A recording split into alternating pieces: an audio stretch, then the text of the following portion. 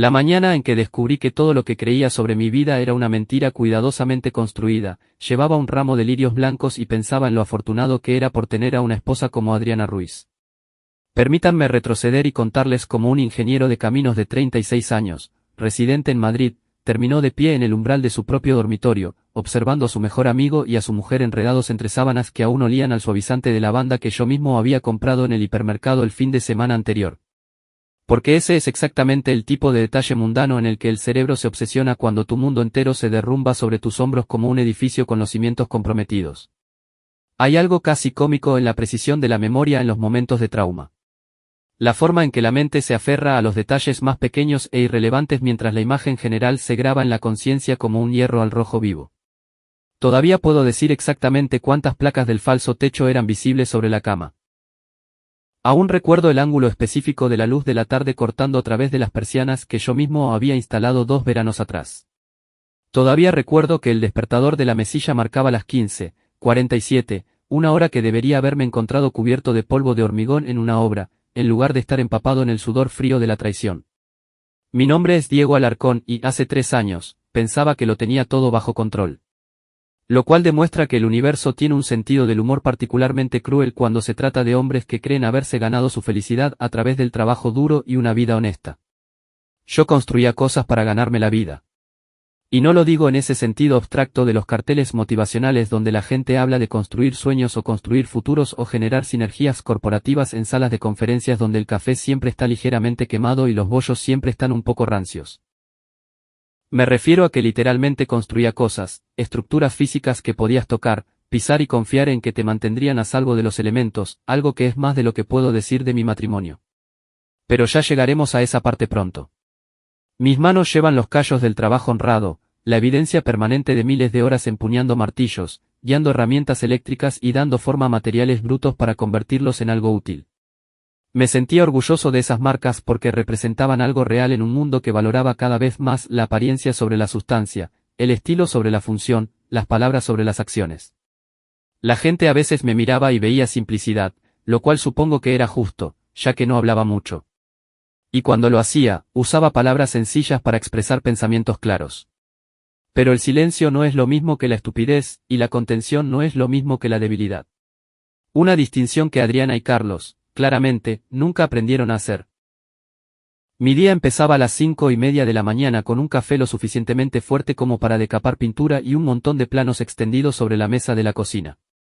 Mis tardes terminaban cocinando para Adriana porque ella trabajaba hasta tarde casi todas las noches, trepando por la escalera corporativa de una empresa farmacéutica donde su trabajo consistía, esencialmente, en asegurarse de que cuando la compañía hacía algo cuestionable, las notas de prensa hicieran que pareciera que estaban curando enfermedades raras y alimentando a huérfanos simultáneamente.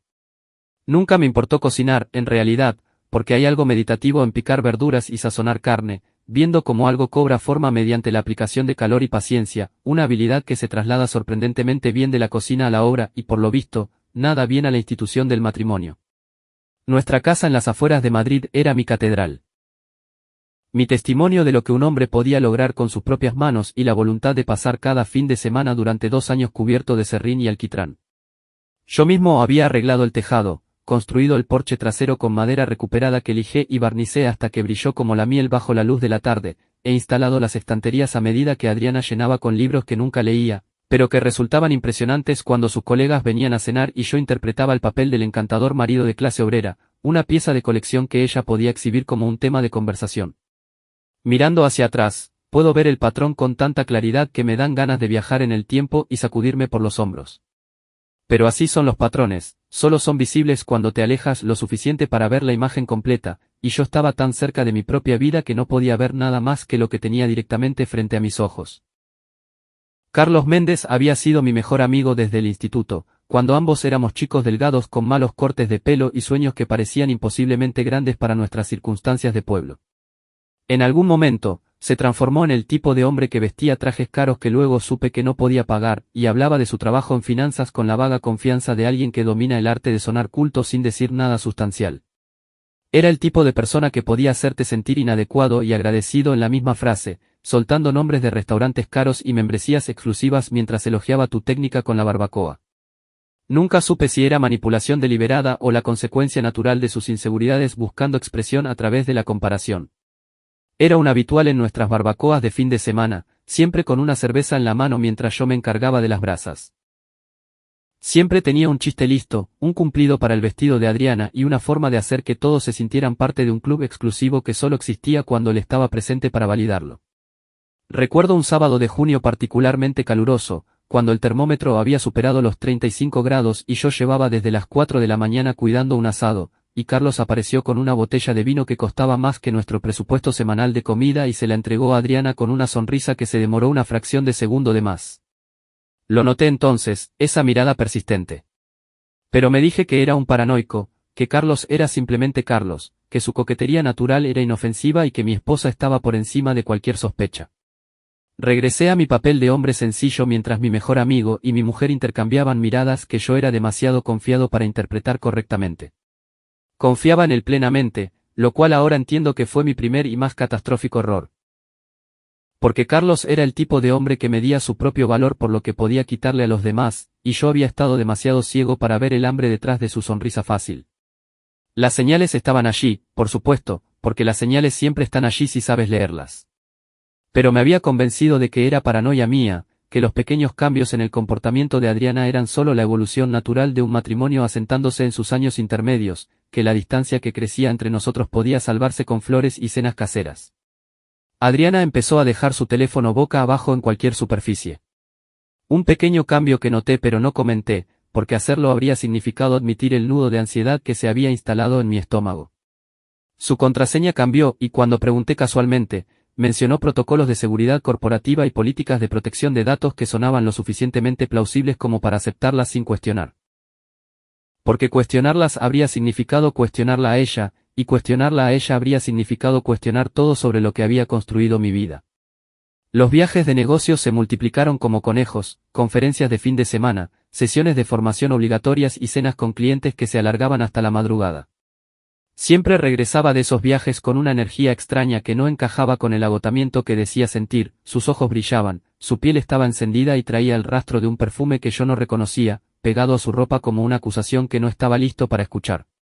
Carlos empezó a venir más a menudo, siempre con una excusa plausible, siempre cuando yo estaba en casa, como estableciendo una coartada para su presencia en mi vida. Sus bromas sobre Adriana se volvieron más afiladas, pequeñas pullas disfrazadas de cumplidos que me hacían sentir incómodo de formas que no sabía articular.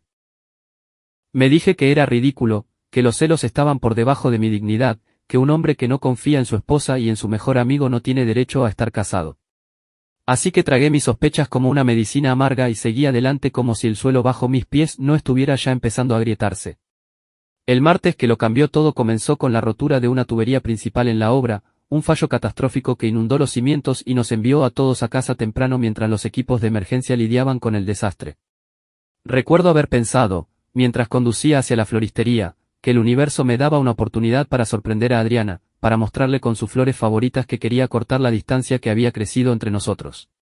Los lirios eran perfectos, blancos y fragantes, envueltos en un papel de seda que crujía suavemente mientras caminaba hacia la entrada de la casa que había construido con mis propias manos, la casa que veía como la manifestación física de mi amor por mi esposa. Recuerdo el peso de las flores en mis brazos al abrir la puerta principal. Los zapatos de Carlos estaban en la alfombra de la entrada, esos mocasines italianos ridículos que costaban más que mi letra mensual del coche, y su chaqueta estaba tirada descuidadamente en el sofá, sugiriendo que había tenido demasiada prisa para colgarla. Mi corazón no empezó a latir con fuerza de inmediato, porque mi cerebro aún intentaba construir explicaciones inocentes, intentando protegerme de lo que ya sabía en mis huesos que era verdad. Me quedé allí un largo momento con los lirios en los brazos, escuchando el silencio de mi propia casa y sintiendo que algo se rompía dentro de mí como un muro de carga cediendo ante demasiada presión. Los sonidos llegaron desde arriba, amortiguados por la distancia pero inconfundibles. Dejé las flores en la encimera de la cocina con un cuidado sorprendente, colocándolas en un jarrón que le había comprado a Adriana por nuestro 5º aniversario. Luego subí las escaleras que yo mismo había barnizado, paso a paso, mis botas de trabajo silenciosas sobre la madera porque había aprendido hacía mucho tiempo a moverme sin ruido en las obras. Empujé la puerta del dormitorio con una mano que no temblaba, aunque por dentro todo se estaba haciendo pedazos. Ni siquiera intentaron ocultarlo. Y eso fue casi peor que el acto en sí, el desprecio casual implícito en su falta de vergüenza, como si yo fuera tan insignificante que mi presencia no mereciera ni siquiera la dignidad básica del fingimiento. Adriana se incorporó lentamente, alcanzó un paquete de cigarrillos de la mesilla, un hábito que yo creía que había dejado años atrás, y encendió uno con la parsimonia de quien nunca lo ha dejado, solo que había aprendido a ocultarlo mejor. Expulsó el humo en mi dirección con una expresión que nunca le había visto, algo frío, satisfecho y absolutamente carente de remordimientos. Carlos ni siquiera se molestó en salir de la cama, mi cama, el lugar donde yo había dormido al lado de mi mujer durante 8 años de matrimonio.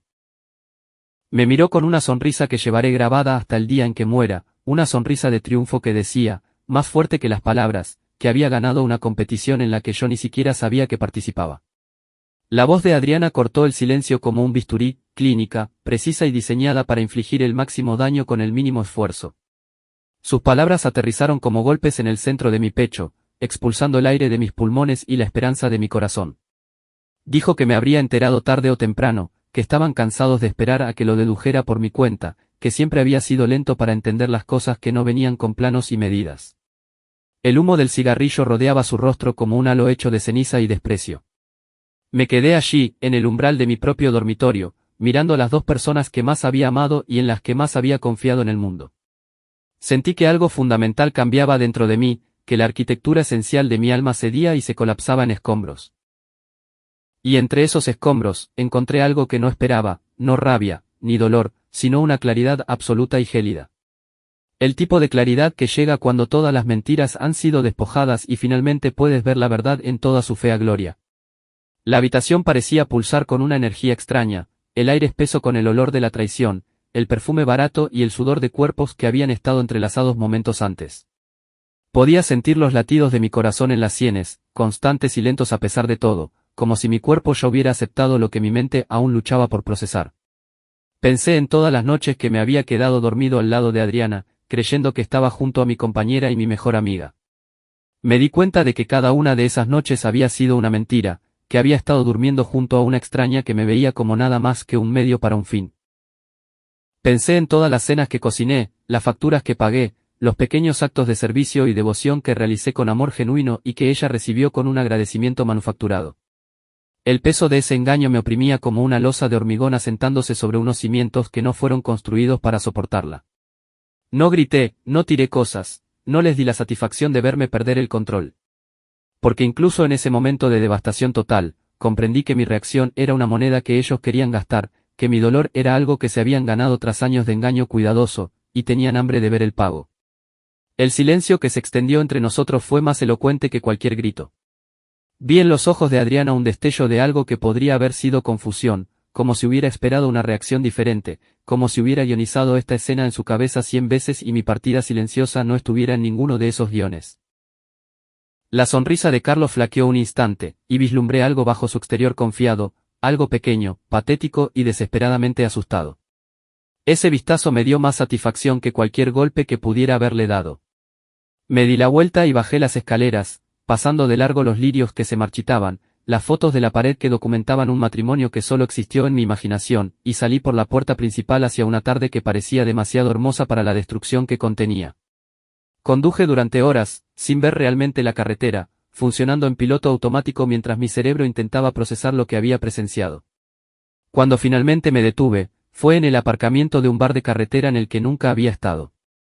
Me quedé allí sentado en mi camioneta con las manos en el volante hasta que el sol se puso y los carteles de neón parpadearon como falsas promesas de consuelo.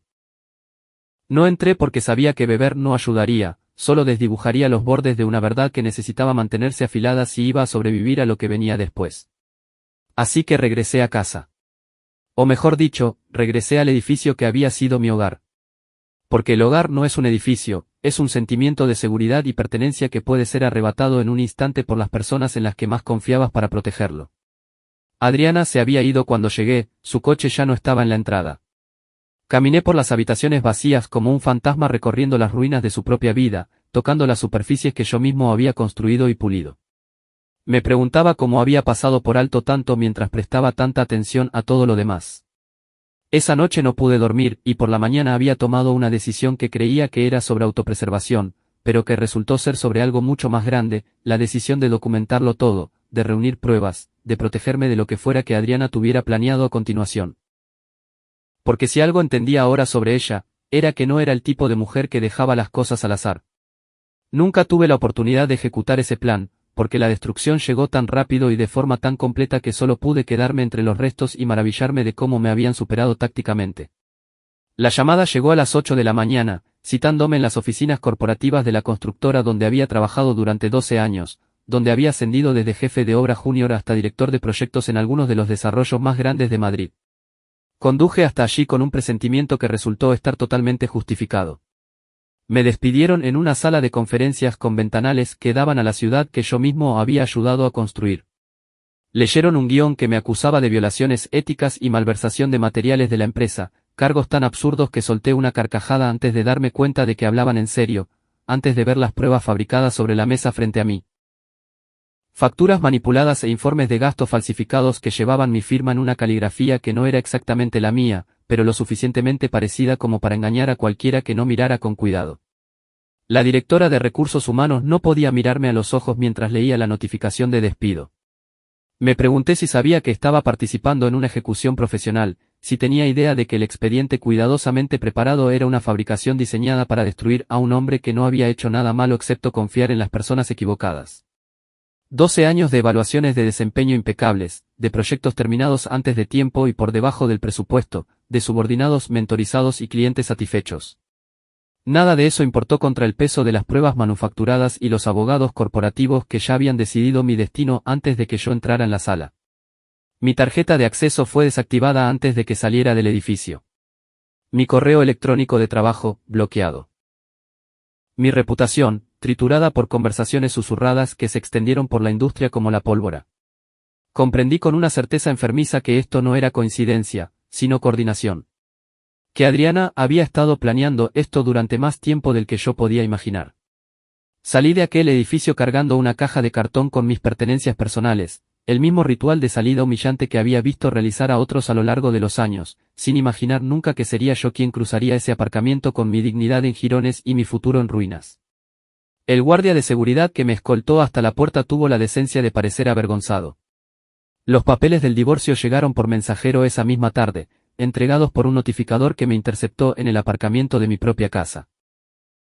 El documento establecía unos términos que eran menos un divorcio y más una aniquilación financiera, reclamando la casa, los ahorros e incluso mi camioneta, citando acusaciones de abuso que yo nunca había cometido y que nunca cometería, pintándome como un monstruo para justificar el robo de todo por lo que había trabajado. Los abogados de Adriana eran tiburones con trajes caros. Mi abogado era un hombre cansado con un escritorio desordenado que me había recomendado un amigo de un amigo y que pareció abrumado desde el momento en que abrió el expediente. Los procedimientos se movieron con una velocidad que sugería que alguien estaba moviendo los hilos entre bastidores, alguien con influencia, dinero y un interés personal en verme destruido. La audiencia fue una burla a la justicia, con Adriana interpretando el papel de la víctima temblorosa de un marido controlador y abusivo, secándose lágrimas que yo sabía manufacturadas mientras sus abogados presentaban pruebas que yo sabía fabricadas. Cuando se subió la manga para mostrar los moratones en su brazo, moratones que yo nunca había visto y ciertamente nunca causado, sentí que los últimos pilares de mi fe en la equidad y la verdad se desmoronaban. El juez le otorgó todo, la casa que yo había construido, los ahorros que había acumulado, la reputación que me había ganado tras años de trabajo duro y trato honesto. Salí de aquel juzgado sin nada más que la ropa que llevaba puesta y una camioneta que técnicamente le pertenecía a ella, pero que, amablemente, me permitió conservar, probablemente porque valía menos que el coste de llamar a la grúa.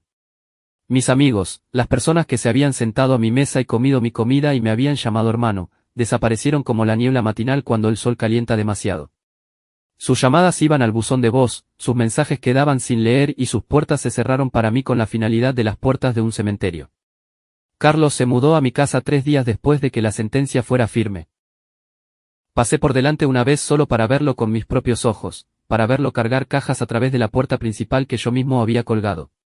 Él me vio aparcado al otro lado de la calle y me saludó con la mano, un gesto alegre de desprecio que hizo que mis manos apretaran el volante hasta que mis nudillos se volvieron blancos.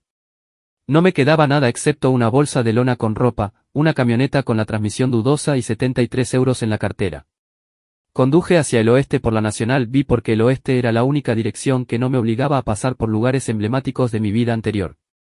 Me detuve en un hostal llamado La Encrucijada, porque el cartel decía que aceptaban efectivo y el aparcamiento estaba lo suficientemente vacío como para que nadie hiciera preguntas sobre un hombre sentado en su camioneta durante una hora antes de reunir fuerzas para entrar. La habitación olía a tabaco viejo y resignación, una combinación que parecía apropiada para las circunstancias. El papel pintado se despegaba de las paredes en tiras que me recordaban a la piel muerta tras una mala quemadura de sol. Me senté en el borde de la cama, que se hundía en el medio, y sentí todo el peso de mi destrucción asentarse sobre mis hombros como una losa de hormigón. El televisor estaba atornillado a una cómoda que había visto décadas mejores, la alfombra era del color del barro pisado por 1000 viajeros desesperados y los accesorios del baño tenían ese tipo de manchas de óxido que sugerían que la fontanería había sido descuidada desde los años 80. Pero había algo casi reconfortante en la fealdad del lugar, una falta de pretensiones que se sentía honesta después de años viviendo en una casa que parecía perfecta por fuera mientras ocultaba podredumbre bajo la superficie. Me quedé allí sentado escuchando el paso de los camiones por la carretera y sentí algo parecido al alivio mezclado con la devastación. Llamé a mi hermano Mateo, la única familia que me quedaba aparte de mi tía Beatriz. Su voz al otro lado de la línea estaba espesa por el sueño, y luego por el shock mientras le contaba lo que había sucedido, las palabras saliendo de mí en un torrente que me sorprendió por su fuerza. Cuando terminé, hubo un largo silencio antes de que hablara. Se ofreció a enviarme dinero, a volar para ayudarme a resolver las cosas, ofreció todo lo que un hermano debe ofrecer, pero le dije que no. Le dije que necesitaba resolver esto por mi cuenta. Le dije que llamaría cuando tuviera un plan, y colgué, sintiéndome más solo de lo que jamás me había sentido en mi vida, pero también más decidido. No sé cuánto tiempo estuve allí sentado antes de que llegara la rabia. Pero cuando llegó, fue volcánica, una presión que se había estado acumulando desde el momento en que vi los zapatos de Carlos en mi entrada. Golpeé el colchón con toda la fuerza que pude reunir, porque golpear cualquier otra cosa habría significado dañar una propiedad que no podía permitirme pagar. El colchón cedió más de lo que debería, y hubo un golpe hueco bajo los muelles que no sonaba a madera ni a metal. Por un momento, mi cerebro de ingeniero tomó el mando sobre mi caos emocional, analizando el sonido y encontrándolo inconsistente con la estructura esperada de un somier de hostal barato. Aparté el colchón y allí, en la base de la estructura, cosida a la tela como si alguien hubiera querido ocultarla pero no hacerla imposible de encontrar, había una vieja maleta de cuero con una etiqueta de equipaje sujeta al asa. Y el nombre escrito en esa etiqueta, con una caligrafía descolorida pero familiar, era mi propio nombre. Mi tía Beatriz había muerto hacía un año y nunca había mencionado nada sobre una maleta. Nunca había dicho una palabra sobre el hostal, la encrucijada, o la habitación 109 o cualquiera de las cosas que estaba a punto de descubrir. Pero la letra era inconfundiblemente suya, la misma cursiva precisa que había aparecido en tarjetas de cumpleaños y cartas de Navidad y en alguna nota ocasional de aliento cuando la vida se ponía difícil. El dueño del hostal, un hombre curtido con ojos que habían visto demasiado y una voz áspera por décadas de tabaco, apareció en mi puerta como convocado por el sonido de mi descubrimiento. Explicó en frases cortas que mi tía había sido una vieja amiga, que le había pagado años atrás para que guardara esa habitación para mí, que se le había instruido que me la diera solo cuando llegara a lo que ella llamaba mi punto más bajo.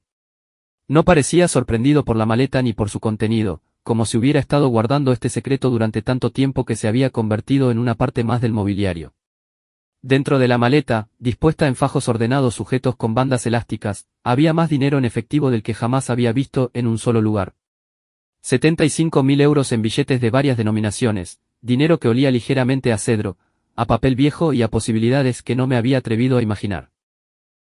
También había un sobre de papel pesado, del tipo que cuesta más que la papelería normal porque la gente que lo usa quiere que sepas que lo que tienen que decir es importante.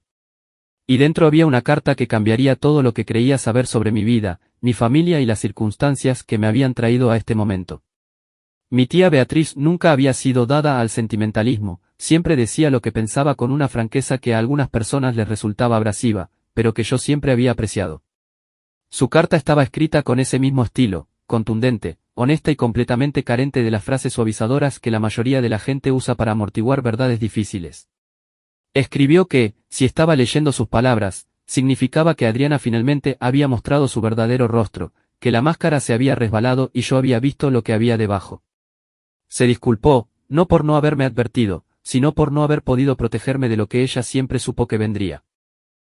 Explicó que había querido decirme la verdad años atrás, que le había carcomido verme vivir en la ignorancia mientras mi esposa me manipulaba como a un violín barato, pero que los riesgos eran demasiado grandes y las pruebas aún no estaban completas, Y se había visto obligada a observar desde la barrera esperando que yo de alguna manera escapara de la trampa que me habían tendido.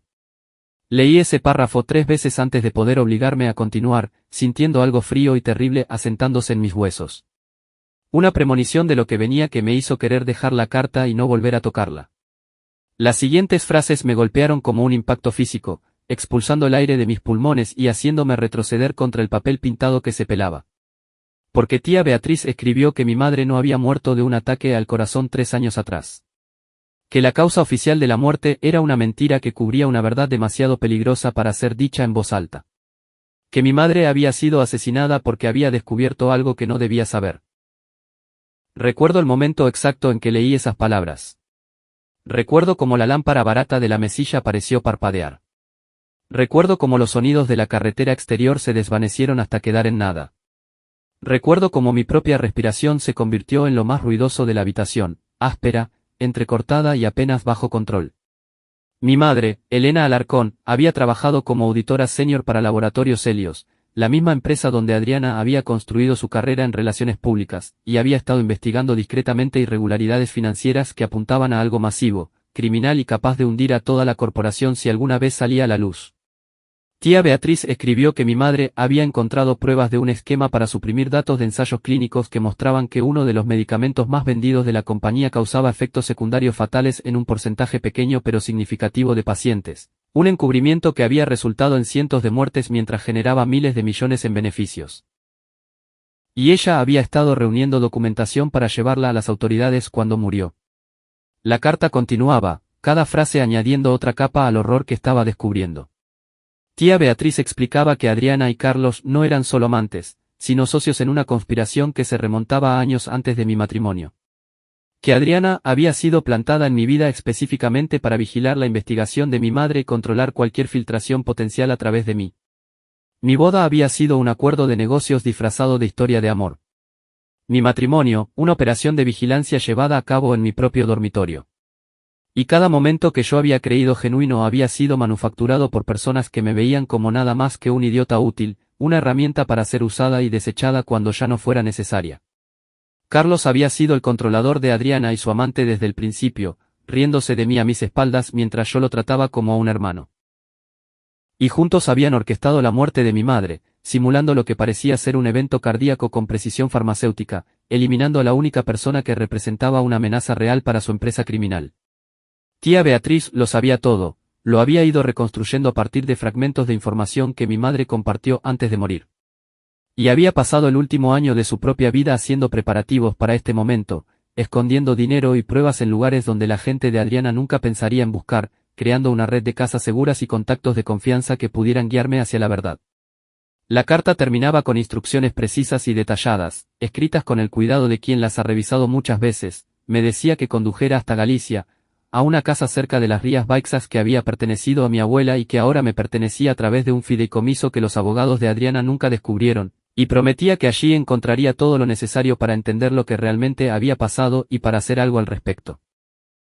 Me quedé sentado en aquella habitación de hostal mucho tiempo después de terminar de leer, sosteniendo la carta con manos que finalmente habían empezado a temblar, sintiendo el peso de la revelación oprimiéndome como los escombros de un edificio derrumbado. Pensé en lo que iba a hacer con esa información, si iba a coger el dinero y huir a algún lugar cálido y lejano, o si iba a hacer algo mucho más peligroso. El espejo del baño me devolvió un reflejo que apenas reconocí, un hombre con ojos hundidos y barba de varios días, con esa postura derrotada que invita a los depredadores a atacar.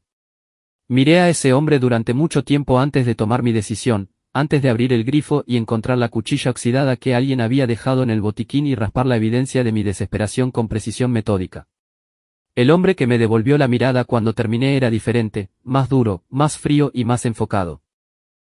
Un hombre que no tenía nada que perder y todo por ganar con paciencia, planificación y el tipo de venganza calculada que requería una claridad de propósito absoluta. Había sido ingeniero la mayor parte de mi vida adulta, entrenado para analizar estructuras, identificar debilidades y aplicar fuerza en los puntos precisos para lograr los resultados deseados. Y comprendí ahora que esas mismas habilidades podían aplicarse a un proyecto muy diferente. Uno que requeriría tiempo, recursos y la voluntad de hacer lo que fuera necesario para derribar toda la estructura corrupta. Hice la maleta, dejé el hostal, subí a mi camioneta y conduje hacia Galicia, hacia la casa junto al mar y los secretos que contenía. Sentí algo nuevo echando raíces en el espacio donde solía estar mi corazón, algo frío, paciente y absolutamente decidido. El viaje me llevó a través de paisajes que apenas noté, con la mente ocupada en cálculos, contingencias y el comienzo de un plan que tardaría meses en ejecutarse. Cuando finalmente llegué a la casa cerca de las Rías Baixas, era el crepúsculo.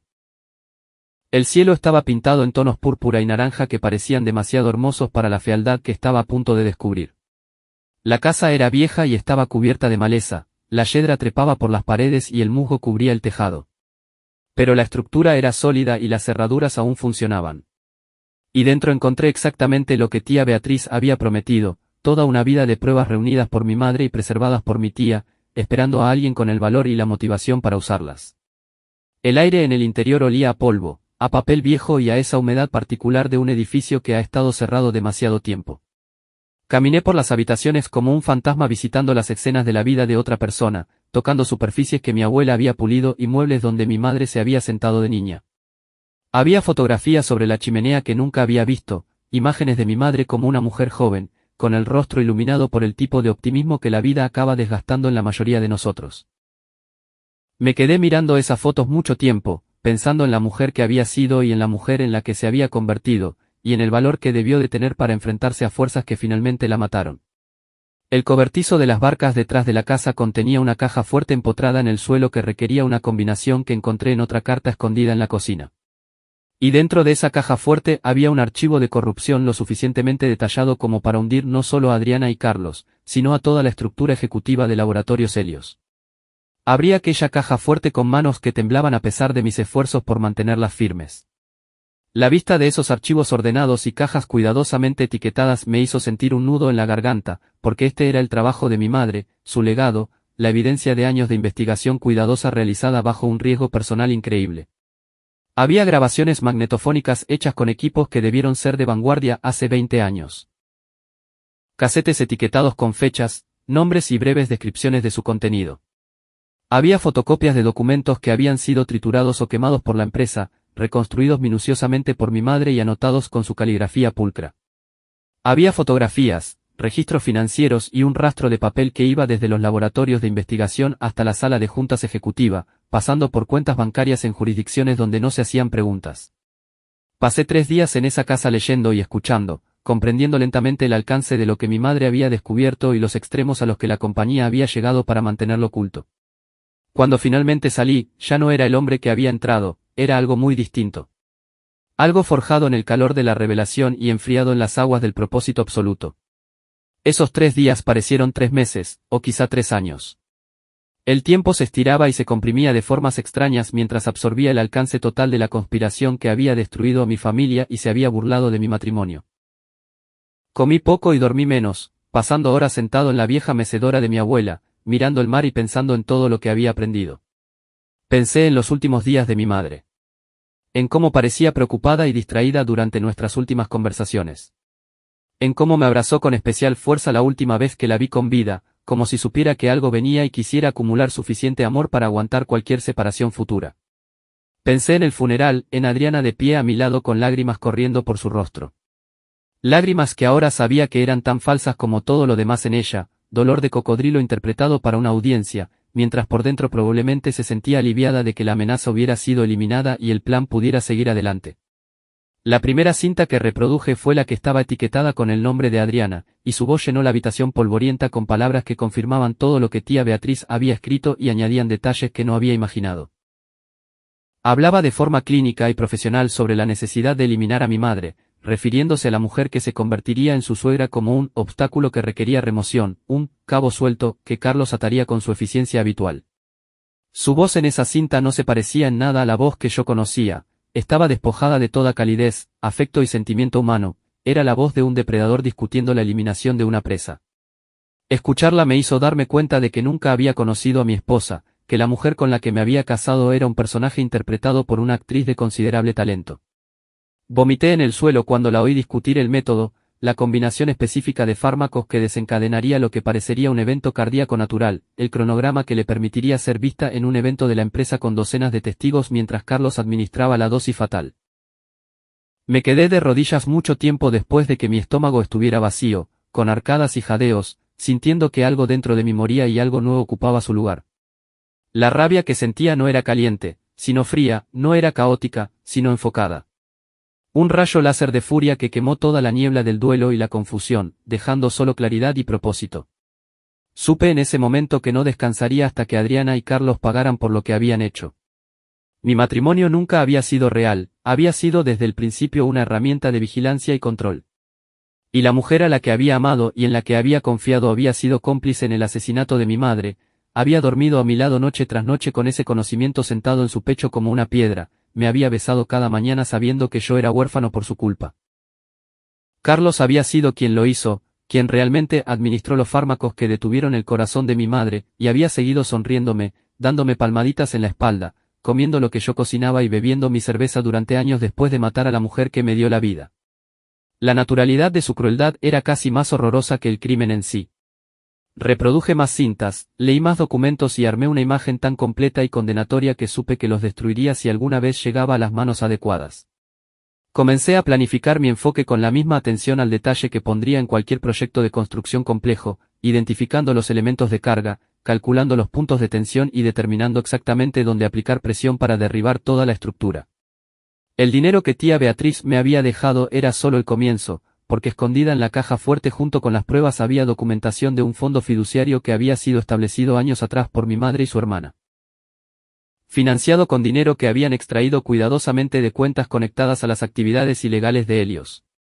Dinero que había sido blanqueado a través de una serie de empresas pantalla y cuentas en el extranjero hasta que estuvo lo suficientemente limpio como para usarlo sin levantar sospechas.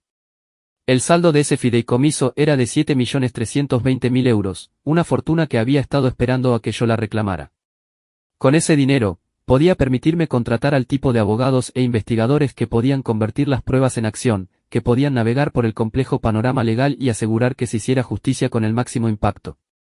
No corrí a la policía ni a la Guardia Civil, no cometí el error de confiar en instituciones que pudieran estar corrompidas, comprometidas o simplemente abrumadas por los recursos de una empresa farmacéutica multimillonaria.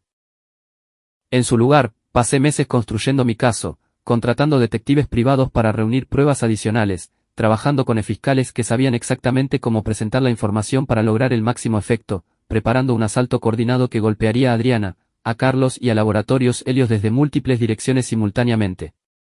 Durante esos meses de preparación, Adriana y Carlos continuaron con sus vidas como si nada pasara, como si se hubieran salido con la suya y nunca fueran a enfrentar las consecuencias de sus crímenes. Los observé desde la distancia mientras Carlos se instalaba en la casa que yo había construido y conducía el coche que había comprado con el dinero que me habían robado, planeando una boda que nunca llegaría a celebrarse. Adriana recibió otro ascenso, subiendo más en la jerarquía corporativa mientras yo documentaba cada paso de su ascenso, notando cómo su éxito coincidía con el silenciamiento de informantes y la supresión de investigaciones desfavorables. Construí una cronología que mostraba el patrón de su corrupción con una claridad condenatoria. Los investigadores que contraté encontraron más víctimas de las que esperaba, familias de pacientes que habían muerto tomando la medicación contaminada de Helios, empleados que habían sido despedidos o amenazados cuando expresaron sus preocupaciones. Una red de vidas destruidas que se extendía por todo el país y proporcionaba pruebas y testigos adicionales para lo que estaba por venir. Para entonces, ya tenía mi propia casa en Madrid, comprada con dinero del fideicomiso y registrada bajo el nombre de una empresa que no podía rastrearse hasta mí. Pasaba las tardes revisando documentos, escuchando grabaciones y perfeccionando el plan que lo haría saltar todo por los aires. El día que elegí para la revelación fue un jueves de octubre, seleccionado porque Adriana tenía programado aparecer en una importante conferencia de la industria farmacéutica donde recibiría un premio a la excelencia en comunicación corporativa. Una ceremonia a la que asistirían líderes de la industria y que sería cubierta por los principales medios de comunicación. El escenario perfecto para el drama que llevaba meses ensayando.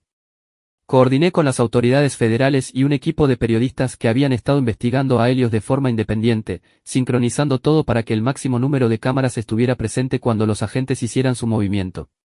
Adriana estaba en el podio con un vestido rojo que probablemente costaba más que el alquiler mensual de la mayoría de la gente, sosteniendo una copa de champán y aceptando los aplausos de una audiencia de ejecutivos farmacéuticos y analistas de la industria. Cuando las puertas del salón se abrieron y un contingente de agentes federales con equipo táctico entró como el agua rompiendo una presa.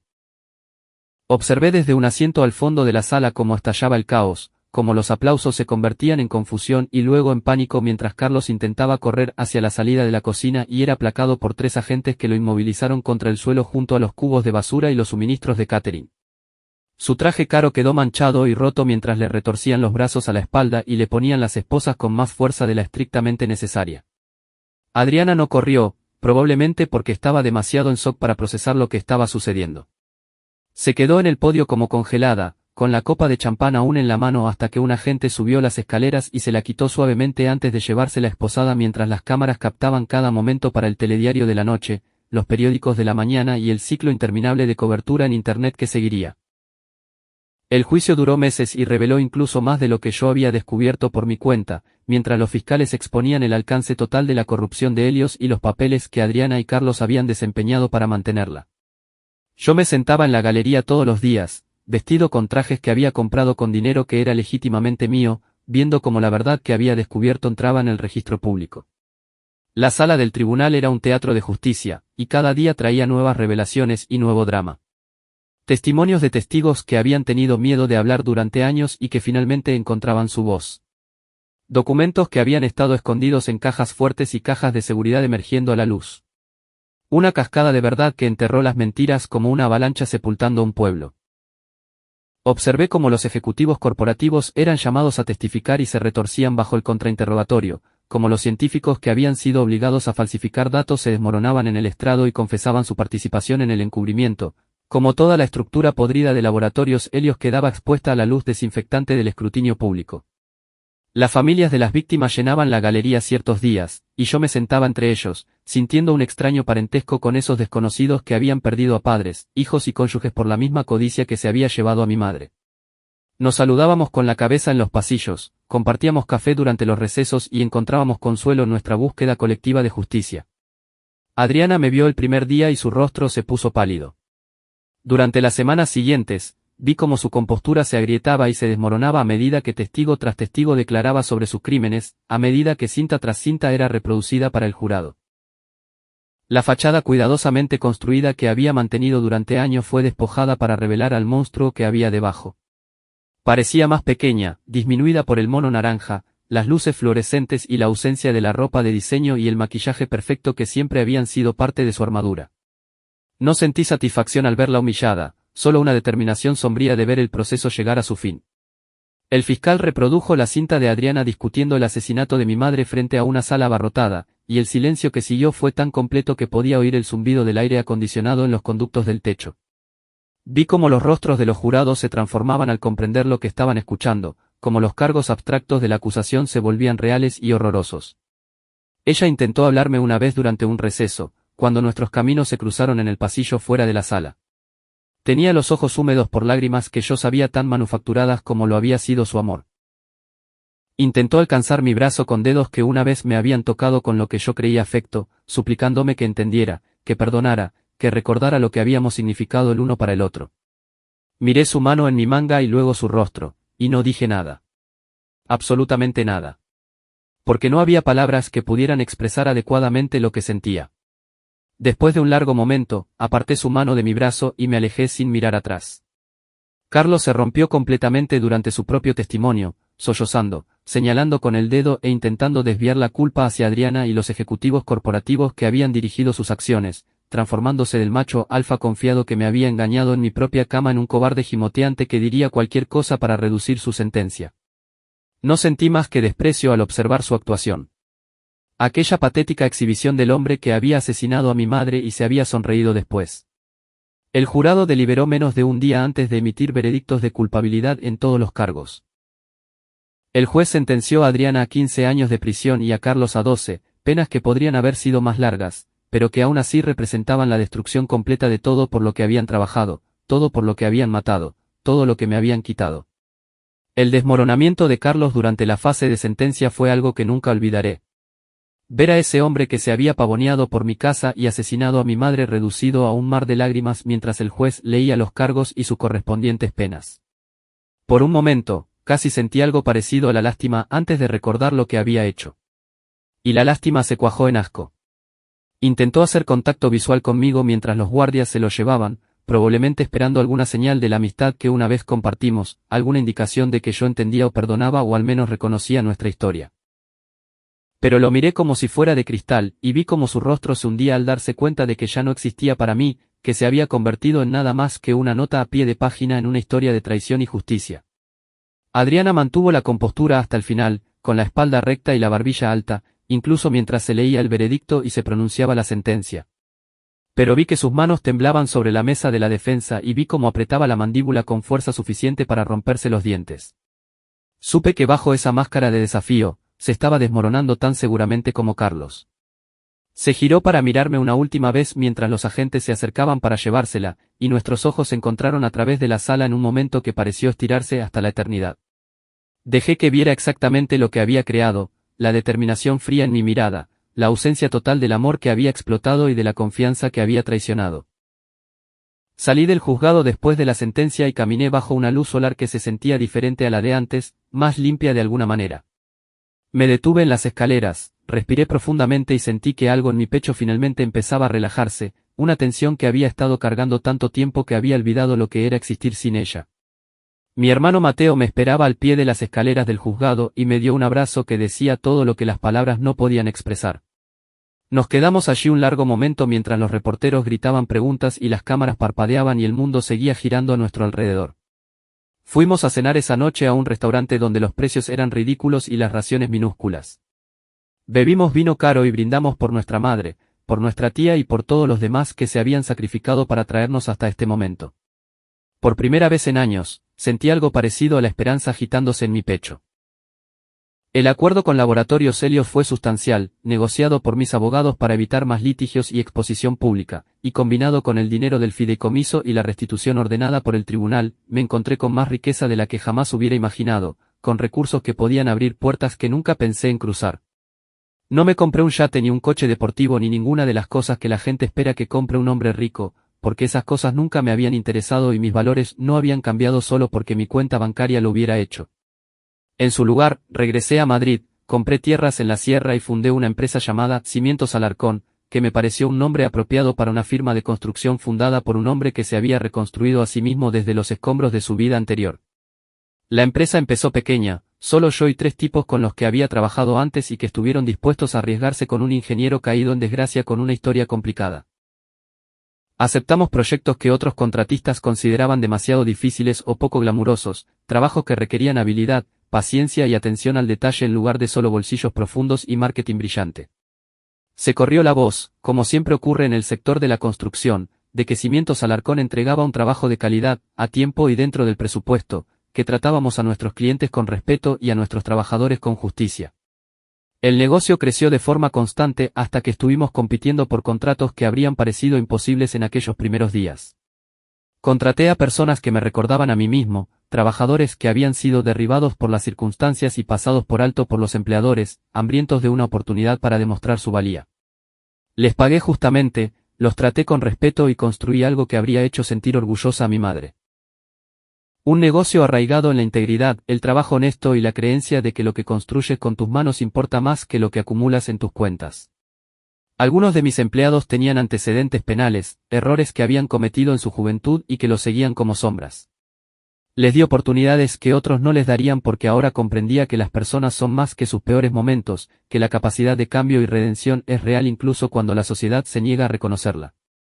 Construimos escuelas, centros comunitarios y desarrollos de viviendas asequibles, proyectos que marcaban una diferencia en la vida de las personas en lugar de solo generar dinero para los inversores. Encontré una satisfacción en ese trabajo que había faltado en mi carrera incluso antes de que todo se desmoronara.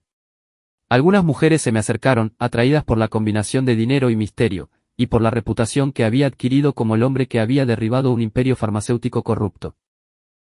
Pero mantuve las distancias, no por amargura, sino por una sabiduría ganada a pulso que reconocía el peligro de confiar demasiado fácil y amar demasiado rápido. Mi corazón no se había vuelto de piedra, no se había vuelto incapaz de conectar o sentir afecto, pero se había vuelto cauteloso, templado por la experiencia en algo más fuerte y resistente. Sabía que si alguna vez volvía a abrirlo, sería para alguien que se hubiera ganado el privilegio a través de una confiabilidad demostrada a lo largo del tiempo. El amanecer pintaba las montañas de tonos dorados y rosados mientras yo estaba de pie sobre los cimientos de mi nueva casa, una estructura que estaba construyendo yo mismo en la sierra al oeste de Madrid, vertiendo hormigón, levantando muros e instalando la electricidad como el artesano que siempre había sido. Bebí café de un termo sencillo y observé cómo la luz transformaba el paisaje en algo que parecía una posibilidad. Mi teléfono vibró en mi bolsillo, probablemente una llamada de un cliente, un proveedor o una de las muchas personas que ahora querían algo de Diego Alarcón, el hombre que lo había perdido todo y había encontrado más de lo que podía haber imaginado. Pero no lo cogí de inmediato, contento de quedarme en el aire frío de la mañana y apreciar este momento de paz. El suelo bajo mis pies era sólido, reforzado, nivelado y preparado para soportar cualquier cosa que eligiera construir sobre él. Y eso me pareció una metáfora apropiada para mi vida, unos cimientos de verdad y justicia sobre los cuales podía construir un futuro que me pertenecía solo a mí. No sabía cómo sería ese futuro, no podía predecir los giros y vueltas que me esperaban. Pero sabía que, fueran cuales fueran los desafíos que se cruzaran en mi camino, los enfrentaría con claridad y fuerza, armado con el conocimiento de que había sobrevivido a la peor traición imaginable y había emergido no roto, sino transformado. El café estaba caliente y amargo, exactamente lo que necesitaba mientras inspeccionaba el trabajo que tenía por delante, la estructura que necesitaba terminarse, el tejado que necesitaba tejas y las 1000 pequeñas tareas que eventualmente transformarían este esqueleto de madera y hormigón en un hogar. Dejé el termo, cogí mi martillo y me puse a trabajar.